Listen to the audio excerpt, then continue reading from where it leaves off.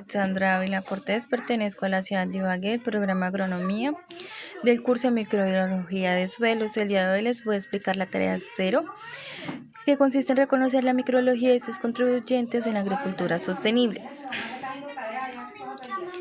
Les voy a explicar las 4 primeras preguntas. La primera es: ¿qué estudia la microbiología y por qué es importante? Entonces, la microbiología consiste en estudiar todos los microorganismos, como son las bacterias, los hongos, los virus y los parásitos. La microbiología existe hace más de miles de años, antes de que existieran los animales y las plantas. La microbiología resulta importante, ya que es la encargada de estudiar de manera detallada los microorganismos, tanto su funcionamiento, su comportamiento, su hábitat donde habitan, su desarrollo, el cambio que puedan tener. De esa manera, pues la microbiología es la cabeza principal de los avances que ha tenido la medicina, la industria, la agricultura y el tema veterinario. Porque la microbiología estudia de manera completa la ecología y todos sus microorganismos.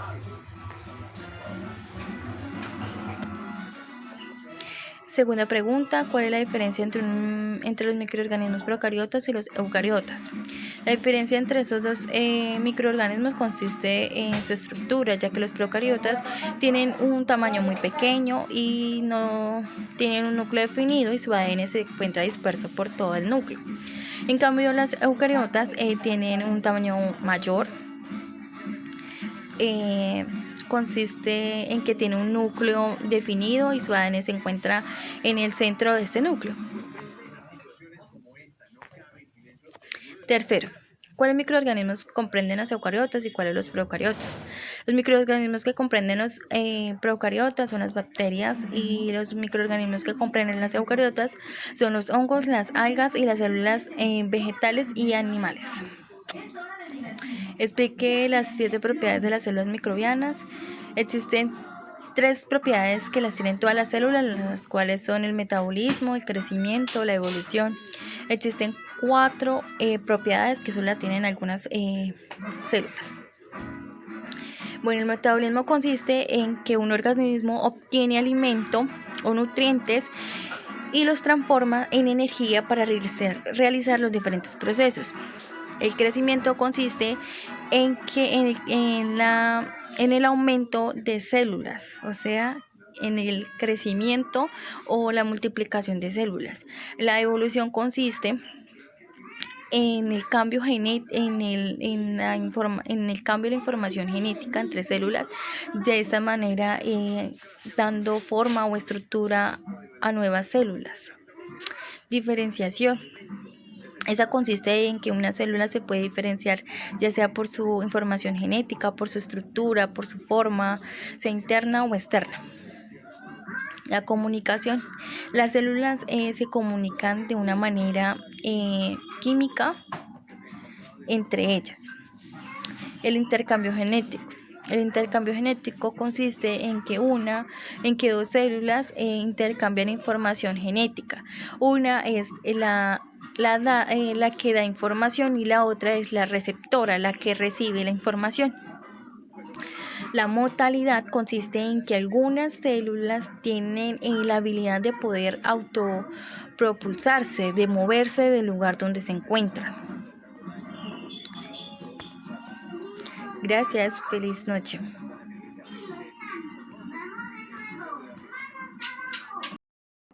Buenas tardes, mi nombre es Lidy Joana Rodríguez, pertenezco al CEAD de Ibagué, programa Agronomía.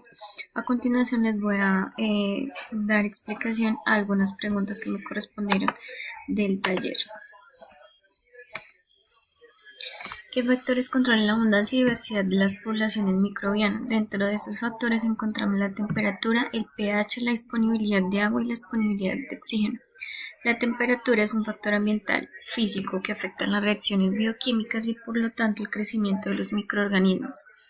Por su parte, el pH se expresa en una escala logarítmica en donde la neutralidad corresponde a un pH de 7, donde los valores menores a 7 son ácidos y los superiores a 7 son alcalinos o básicos. La disponibilidad de agua es un factor importante para el crecimiento de microorganismos, ya que esto depende solamente de la humedad del ambiente, sino también de la concentración de solutos, que son pues las sales, los azúcares y pues algunas otras sustancias. Dentro de la disponibilidad de oxígeno para muchos microorganismos es esencial. Sin estos microorganismos no podrían llevar a cabo el proceso de metabolismo ni crecer, pero hay algunos que cuentan con la presencia de oxígeno y llegan incluso a morir. La siguiente pregunta: ¿cómo se clasifican los microorganismos de acuerdo a las condiciones de su hábitat o al ambiente en que viven?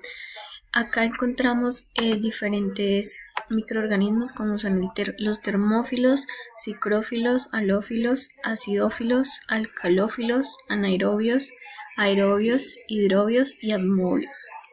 Los termófilos, estos soportan temperaturas extremas y crecen en ambientes superiores a 45 grados centígrados.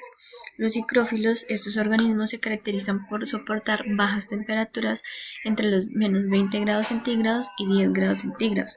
Estos organismos pues son bacterias o arqueos. Sin embargo, existen también nematos e incluso insectos y animales vertebrados.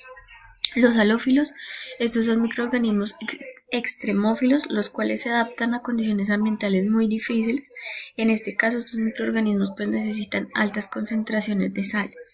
Los acidófilos, estos microorganismos tienen que adaptarse a un medio con una gran concentración de protones.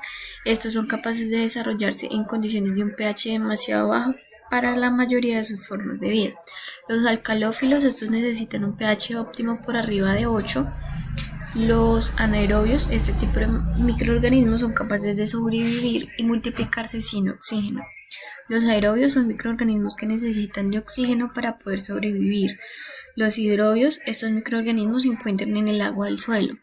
Y por último, los atmobios, estos se adaptan a vivir en la atmósfera hipógea del suelo. La siguiente pregunta: ¿cómo se clasifican las bacterias de acuerdo a su forma de agrupación?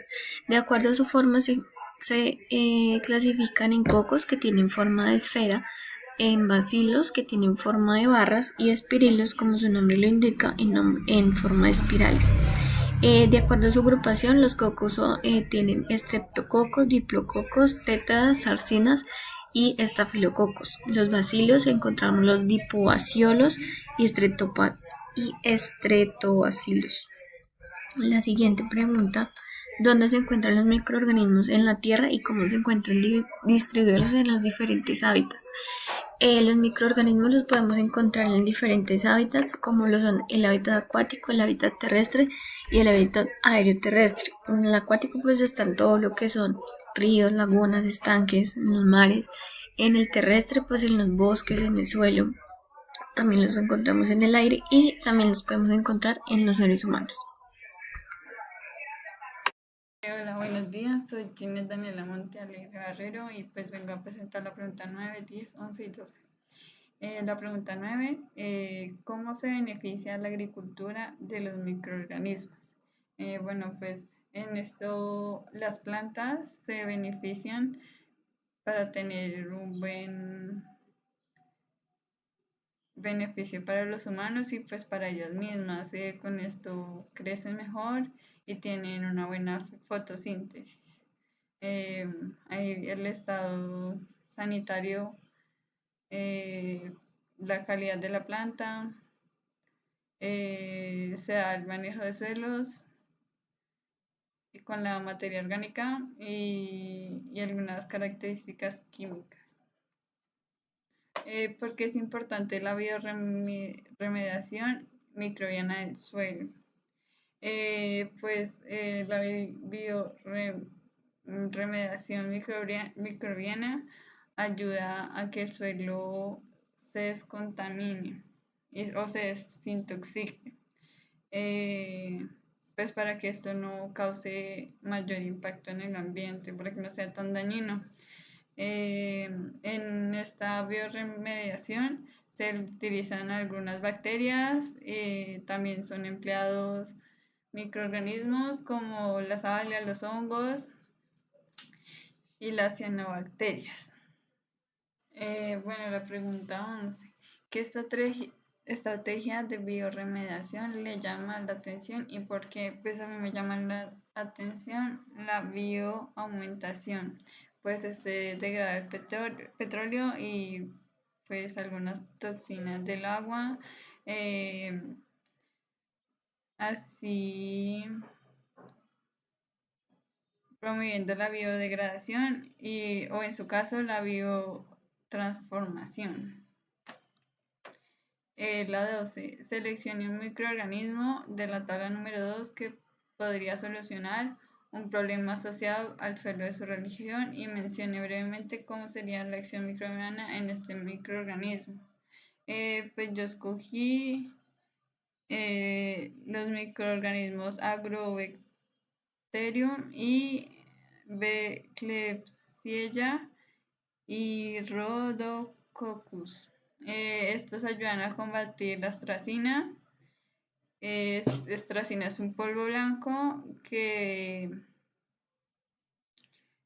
es para tratar las malezas de los campos como la caña, la piña y el maíz, bueno, entre otros.